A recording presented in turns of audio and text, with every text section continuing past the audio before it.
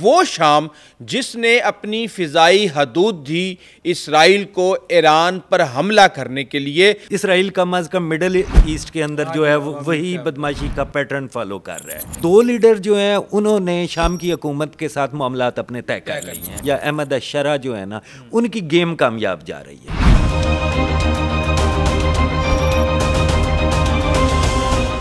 बिस्मिल्लाहिर्रहमानिर्रहीम, अस्सलाम वालेकुम नाज़रीन, उम्मीद है आप सब लोग खैर खैरियत से होंगे। ये ख़बर हर एक के लिए हैरान कुन थी कि इसराइल ने शाम पर हमला कर दिया, और ना सिर्फ शाम पर बल्कि शाम के सदारती महल पे, शाम के वजारत दफा के ऑफिस है वहाँ पे, और शामी फ़ौज के हेड क्वार्टर पे। अब वो शाम जिसने अपनी फ़िज़ाई हदूद दी इसराइल को ईरान पर हमला करने के लिए, वो शाम जिसको सपोर्ट किया गया अहमद अल-शरा को बशार अल-असद के ख़िलाफ़, ये सारे का सारा खेल क्या है?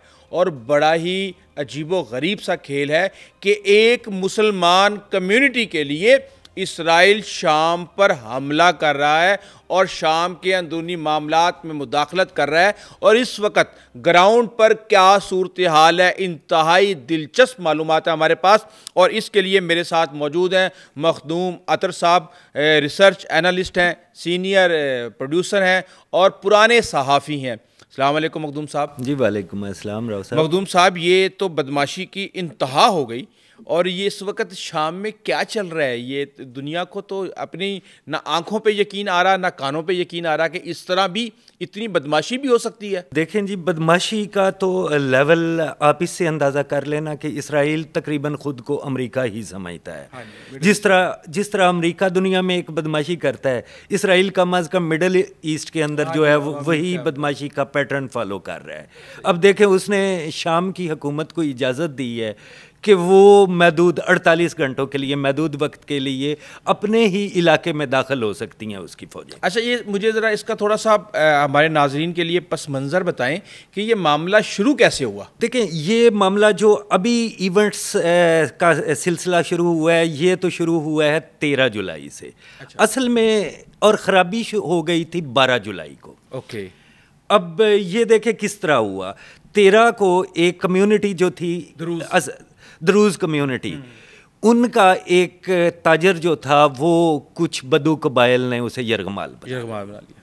ठीक है, उसके बाद द्रूज़ कम्युनिटी ने उसकी रिहाई के लिए बदू कबाइल पे हमला कर दिया। ओके। बदू कबाइल जो थे वो अब जवाबी तौर पे उन्होंने जवाबी कार्रवाई की। अब शाम की हुकूमत ने मुदाखलत की इन दोनों की लड़ाई रुकवाने के लिए। अब चूंकि जुलानी साहब का ताल्लुक खुद गोलान की पहाड़ियों से है, जो अरबी में गोलान को जुलान कहते हैं, और अहमद अशरा को अबू मोहम्मद अल जुलानी कहा जाता है। तो ये अब उनका अपना इलाका था, उनके टर्म्स होंगे, उनके जानने वाले बहुत ज़्यादा लोग होंगे, बहुत सारे लोगों ने उसकी लिवरेज भी ली होगी। बिल्कुल ऐसे ही है। जब शाम की सरकारी फ़ौजों ने वहाँ पे अटैक किया तो ये इसराइल को अब ये चीज़ बारे में नहीं थी। इसराइल को क्यों बारे में नहीं थी, उसका एक बैकग्राउंड है थोड़ा सा। ये सवीदा सूबा जो है ये द्रूज़ कम्युनिटी का मरकज़ है। द्रूज़ कम्युनिटी जो है ये इसराइल की हलीफ समझी जाती है। हैं ये शाम के अंदर बहुत ज़्यादा हैं, पूरी दुनिया में ये तकरीबन 12, 13, 14 लाख हैं, और उनमें से निस्फ से ज़्यादा ये शाम के अंदर रहते हैं। 1.5 लाख द्रूज़ जो हैं वो इसराइल में रहते हैं। और कहा यह जाता है, तारीख़ में ये एक वो रूटीन की बात मिलती है कि 48 में इसराइल के क़याम के फ़ौरन बाद द्रूज़ कम्युनिटी ने उससे मुआहदा कर लिया। उसके बाद द्रूज़ कम्युनिटी तब से ही इसराइल में लाजमी फ़ौजी खिदमात भी सर अंजाम दे रही है, अदलिया में भी मौजूद है, एग्जेक्टिव में भी मौजूद है। और कहा जाता है कि इसराइल में 2-3 ब्रिगेडियर जनरल लेवल के लोग जो हैं वो द्रूज़ हैं। ये हिकमत अल हिजरी साहब जो हैं, जो असवीदा के सबसे बड़े द्रूज़ लीडर हैं, इन्होंने कुछ अरसा पहले मुलाकात की थी अपने द्रूज़, मुझे पता चला कि वहाँ पे गोलान के अंदर 3 लीडर हैं द्रूज़ के। जी, द्रूज़ के 3 बड़े लीडर हैं। उनमें से 2 लीडर जो हैं उन्होंने शाम की हुकूमत के साथ मामलात अपने तय कर लिए हैं। उनमें से एक को आप कह लें कि लैस अल बलूज़ है, और एक हमूद अल हनावी हैं। ये दोनों भी ज़्यादा इन्फ्लुएंशियल तो हैं, लेकिन हिकमत अल हिजरी से ज़्यादा नहीं है, वो सबसे बड़े लीडर समझे जाते हैं। और चूंकि उनके इसराइली जर्नैलों से बराह रास्त राब्ते में हैं जो द्रूज़ जर्नैल हैं, तो इसलिए उनकी इम्पोर्टेंस से कोई इनकार नहीं कर सकता। कुछ लोग तो जो द्रूज मलेशिया है उसको हिजरी मलेशिया भी कहते हैं। तो हिकमत अल हिजरी साहब जो हैं वो अपने इलाके में असवीदा में शाम की हुकूमत की मुदाखलत जो है ना वो बिल्कुल नहीं बर्दाश्त तो अब इस वक्त जो सूरत हाल है, अभी आपने पस मंज़र तो बता दिया कि ये है, अब इस वक्त जो लेटेस्ट अपडेट है वो क्या है? लेटेस्ट अपडेट बहुत ख़तरनाक है राव साहब। ऐसा लग रहा है कि शाम का कम अज़ कम ये इलाका, ये सूबा सवीदा और इसके आसपास के जो इलाके और गोलान की पहाड़ियाँ जो हैं ये एक नए बुरान का शिकार होने जा रहे हैं। दोबारा इसराइल कब्जा तो नहीं करने जा रहा, एक्सटेंशन तो नहीं ले रहा? क्योंकि हमने ये देखा था कि जब बशारुल असद गया था वहाँ से तो वो अपनी सिक्योरिटी की बुनियाद पे वहाँ पे जितने भी मिलिट्री के एसिड्स थे उनके एड्रेसेस वो इसराइल को दे के गया था ताकि उसके बाद की हुकूमत इतनी ताकतवर ना हो। तो अब उनके पास कोई मिलिट्री पावर तो है नहीं, तो क्या अब हम देख रहे हैं कि ये एक्सटेंशन चल रही है सीरिया की तरफ? राव साहब, जो बशारुल असद के सपोर्टर ग्रुप है वो इस वक्त द्रूज कम्युनिटी को सपोर्ट कर रहा है। ओके, ये तो फिर बहुत ज़्यादा खाना जंगी हो जाएगी। अच्छा, अच्छी खासी खाना जंगी उधर हो रही है। और प्रॉब्लम इस वक्त सूरत हाल ये है कि पूरे मुल्क से, पूरे शाम से जो बदू कबाइल हैं उनके जंगजू जो हैं वो सवीदा की तरफ पहुंचना शुरू हो गए हैं द्रूज से लड़ने के लिए। द्रूज से लड़ने के लिए। हाँ, तो वो तो बड़ा ख़तरनाक हो जाएगा काम। ये ख़तरनाक कल उस वक्त हो गया था जब बदू कबाइल की कौंसिल जो है उसके सरबराह अब्दुल मुनइम नासिफ साहब, अब्दुल मुनइम नासिफ साहब का वीडियो मैसेज अल जज़ीरा तक ने दिखाया कि उन्होंने कहा जी कि मैं तमाम बदू जंगजुओं से, सारे कबायली जंगजुओं से अपील करता हूँ कि आ जाएं, वो सवीदा की तरफ आ जाएं और यहाँ से हम द्रूज का नामो निशान मिटा दें। तो इस वक्त अमली तौर पे सूरत हाल ये है कि सारे दूर दराज के अजला जो शुमाली और जनूबी अजला हैं और सूबे हैं उनसे भी बदू जंगजू जो हैं वो अपनी गाड़ियों पे, अपनी जीपों पे, अपने बख्तरबंद गाड़ियों पे, कोई क्लाशनकोफ लेके आ रहा है, कोई मशीन पिस्टल उठा के ला रहा है, नहीं वो जंग लड़ने आ रहे हैं। क्योंकि इस वक्त वो हिकमत अल हिजरी की मलेशिया उनके मुकाबले में है, सिर्फ द्रूज कम्युनिटी नहीं है। ये जो 2 दिन का इन्होंने दिया है इसमें क्या होगा? इसमें असल में मुझे, अगर मेरा ज़ाती राय पूछते हैं तो मुझे लगता है कि अबू मोहम्मद अल जुलानी या अहमद अशरा जो है ना उनकी गेम कामयाब जा रही है। ये इलाका सेमी इंडिपेंडेंट था, नीम खुद मुख्तार था। द्रूज की अपनी सेटअप होता है, उनकी अदालतें वगैरह भी अपनी होती हैं। इस एरिया में शामी हुकूमत की मुदाखलत ना होने के बराबर थी। सही। शाम ने जब ये लड़ाई शुरू हुई दोनों मलेशियाज़ की, तो उस वक़्त शाम की फ़ौज यहाँ पे एंटर हो गई। अब हुकूमत चाहती है मेरी रेट हर इलाके पे कायम हो, तो जुलानी साहब अपनी रेट बनाने में कामयाब हो गए। यानी कि इन्होंने अपना इलाका बल्कि एक्सटेंड कर लिया, एक्सटेंड कर लिया, जो लीगली तो उनका था लेकिन प्रैक्टिकली उनके अंडर नहीं था। उसी चीज़ की तकलीफ हुई इसराइल को जो उसने अटैक करना शुरू कर दिया। अच्छा, कि भाई आप इधर कहाँ घुसे आ रहे हैं, ये तो नहीं, सेमी इंडिपेंडेंट सा एरिया है। तो अब इस वक्त सूरत हाल ये है कि चूँकि जंगजू बहुत ज़्यादा आ रहे हैं, शामी फोर्सेस ने इसराइली अटैक के बाद विड्रॉल कर लिया वहाँ से। लेकिन हुआ ये कि बदू कबाइल ने, वो 5-6 बड़े कबाइल हैं उनके ना, उनमें आप कह लें कि कतीफ़ीन है, अल मुहम्मद है, उनैज़ी कबीला है, बगारा कबीला है, जो इस एरिए में सवेदा के आसपास आबाद हैं। इनके जंगजू तो ऑलरेडी मौजूद हैं। जब दूसरे जंगजू भी पहुंच रहे हैं तो वो बहुत ज़्यादा प्रेशर बिल्ड कर रहे हैं द्रूज मलेशिया पे। द्रूज मलेशिया का सर्वाइवल इस वक्त मुश्किल नज़र आ रहा है। तो इसमें अब वाहिद फोर्स जो आके बचा सकती है ना वो शाम की सरकारी फोर्सेस हैं। तो इसीलिए इसराइल तो वो फिर मुदाखलत हो जाएगी शाम की हदूद के अंदर, ज़मीनी मुदाखलत। तो उसको क्या परवाह है, वो तो पहले भी कर रहा है। जब जो हेडक्वार्टर्स और सदारती महल वो फ़िज़ाई हमले कर रहा है, अभी तक उनकी आर्मी ने बॉर्डर क्रॉस नहीं किया। तो अब वाहिद फोर्स जो है वो शाम की सरकारी फ़ौज है जो जाके द्रूज को बचा सकती है। इसीलिए इसके अंदर कहा ही जा रहा है कि इसराइल के हमले के पीछे कोई गलत फहमी थी। ये गलत फहमी हुई जी 12 जुलाई को, उस ताजर के अगवा से 1 रोज़ पहले। अजमेर राव साहब, एक सिलसिला चल रहा है तुर्की की, अमारात की काविशों से, ये 2 मुल्क हैं इसके पीछे।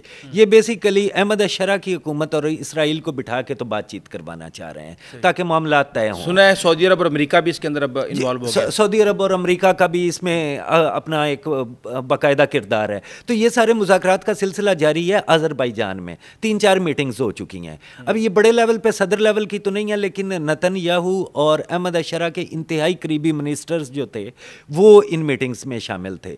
तो 12 जुलाई की मीटिंग में एक गलत फहमी हो गई असवेदा के हवाले से ही। जो गुफ्तगू हुई उससे इसराइल ने नॉर्मलाइजेशन का प्रोसेस समझा कि शायद ये नया सदर आया है तो ये हमारे साथ ताल्लुकात को नॉर्मलाइज करना चाह रहा है, जबकि दूसरी तरफ शाम ने ये समझा कि ये सिर्फ एक सिक्योरिटी कोऑर्डिनेशन की मुलाकात है, इससे ज़्यादा कुछ नहीं है। तो जब इसराइल ने कहा कि आप सवीदा में ठीक है कुछ ना कुछ कर लें, तो जुलानी साहब की हुकूमत समझी कि हमें फुल फ्लैज उन्होंने कहा है कि आप चले जाएं, तो उन्होंने हालात ख़राब होते ही उधर अपनी एंट्री डाली, जो फिर वो इसराइल को बारे में ना आई और उसने अटैक शुरू कर दी। ये वाला जो है ना, इसके ये गलत फहमी का जिक्र जो है ना दो जगह पे आया है। एक तो मार्को रूबियो साहब 3-4 बार फरमा चुके हैं कि किसी गलत फहमी की बुनियाद पे ये सारा कुछ हो रहा है। अच्छा। फिर राव साहब एक ना सोशल मीडिया के आने के बाद पूरी दुनिया में ना ओपन सोर्स इंटेलिजेंस अकाउंट्स होते हैं, हर मुल्क के होते हैं, ऑसेंट्स कहते हैं। तो सीरिया के एक ऑसेंट अकाउंट ने भी ये गलतफहमी जो है ना वो कंफर्म की है।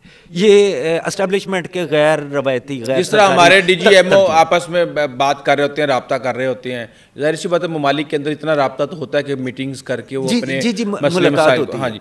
तो ये जो बातें चल रही हैं, अहमद अल शरा भाग गया सीरिया से और छोड़ के, और ये सारे ये वार प्रोपेगेंडा वारफेयर है, ये एक प्रॉपर प्रोपेगेंडा वारफेयर है। वजह ये है कि ये वो लोग फैला रहे हैं जो बशारुल असद के रेमनेंट्स हैं, उसकी बाकियात हैं, वो इस तरह की अफवाहें उड़ाते रहते हैं। वरना लॉजिकली ये मुमकिन ही नहीं है कि एक बंदे की अमेरिका के साथ ताल्लुकात ठीक हों, एक बंदे के सऊदी अरब के साथ ताल्लुकात ठीक हों, तुर्की के साथ ताल्लुकात ठीक हों, उर्दन के साथ ताल्लुकात ठीक हों, कमर के साथ चली ताल्लुकात में रही है, और इसराइल के साथ उसे ये सारे ममालिक बिठा रहे हों।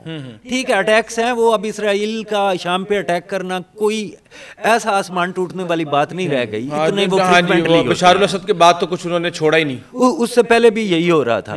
तो ये इसलिए कोई वजह नहीं बनती कि अहमद अशरा जो है वो जाए छोड़ के, कि इस वक्त ऑलमोस्ट पूरी दुनिया उसकी सपोर्ट है। लेकिन ये बात तो है कि आप देखें कि इसराइल को भी अमेरिका सपोर्ट कर रहा है, और दूसरे खलीजी ममालिक के साथ भी इंटरनली कोई ना कोई उनके बैकडोर चैनल्स चल रहे हैं। तो ये तो नहीं हो सकता कि इसराइल के मुफादात को बिल्कुल साइड पे रख दिया जाए और अहमद अल शरा जाके गुलान पे कब्ज़ा भी कर ले और द्रूज़ कम्युनिटी को भी बिल्कुल फारिग कर दे और उसके बाद आराम से वो बैठा भी रही है। ये इज इट पॉसिबल? सर ये प्रैक्टिकली पॉसिबल नहीं है। अहमद अशरा जो है वो गुलान पे कब्जा करने की ताकत ही नहीं रखता, ना शाम की फोर्सेस को इस काबिल छोड़ा गया है कि वो इसराइल पे हमला तो दूर की बात है कि अपना प्रॉपर दिफा ही करे। वो इस काबिल गुलान में बैठी हुई है इसराइल की फोर्स सारी। जी, ये तो 1967 से बैठी हुई है ना, 1967 की वार में इसराइल ने गुलान पे कब्जा कर लिया था गुलान। तो अब इसका हम यही देख रहे हैं कि आपको 1-2 दिनों के अंदर ये खबर आ जाए कि इनके आपस में मामला तय हो गए हैं और ये मामला ख़त्म हो गया। सर ये मामलात यकीनी बात है, जब अमेरिका पड़ जाए, मार्को रूबियो साहब बयानात देना शुरू कर दें कि मामला जल्द सॉल्व हो जाएंगे, तो यकीनी बात है कि वो बैकग्राउंड में पसे चिलमन बहुत सारी मुलाकातें और राब्ते चल रहे होंगे। तो ये तो बहुत ज़्यादा इम्कान है इसका कि इनके ये मामला तय हो जाएं और असवीदा में शाम की सरकारी फोर्सेस जो हैं वो अमन अमान कायम कर दें।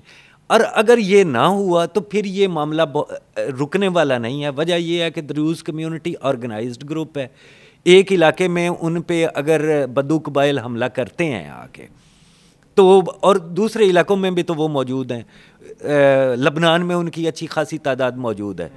लेकिन मज़े की बात बताऊं, लबनान के जो द्रूज़ हैं, वलीद जंबलात बड़े मशहूर लीडर हैं लबनान के, उन्होंने इस सारी गेम को इसराइल का ट्रैप करार दिया है। उन्होंने अपने जो द्रूज़ हैं शाम के, उनको भी और अहमद अशरा दोनों को कहा है कि इसराइली ट्रैप में मत गिरो। वो ट्रैप क्या हो सकता है? इंटरफेरेंस इसराइल ने अपनी साबित कर दी है। वो देखे ना कि उसने शाम को अगर इजाज़त दी है कि अपने इलाके में 48 घंटे के लिए तुम जा सकते हो, तो इट मीन्स कि उसकी इंटरफेरेंस तो अमेरिका के बराबर की हो गई है। लेकिन मुझे थोड़ा सा ये भी लगता है कि नेतन्याहू खुद इसराइल में बहुत बुरे तरीके से फंसे हुए हैं, शायद वो अपनी ही आवाम की तवज्जो हटाना चाह रहे हैं। जी, ये तो पिछले कुछ अरसे से देख रहे हैं, उनके स्कैंडल्स भी सामने आ रहे हैं, उनके बारे में फाइनेंशियल स्कैंडल्स भी, दूसरे भी, उनके मामलात खासे गड़बड़ हैं। लेकिन इस वक्त अमेरिका की सपोर्ट उनको हासिल है। एक चीज़ जिसे हम कहते हैं खास तौर पे ट्रंप की, क्योंकि ट्रंप का और नेतन्याहू का मिजाज जो है ना वो गलबन एक जैसा है।